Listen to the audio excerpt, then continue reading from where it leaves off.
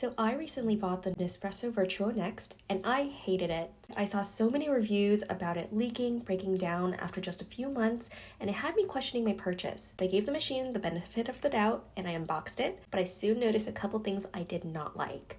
It was so hard to close, my cups did not fit well, and the app that it connected to seemed fancy but kind of pointless. So luckily the Labor Day sale I got it on applied to the Plus model as well. I love it so much more, my cups fit better, it auto opens and shuts. The color's adorable, and the coffee actually brews hotter, so it tastes a lot better. And it was also $10 cheaper, so overall, the Plus is the winner for me. Let me know which Nespresso machine you have.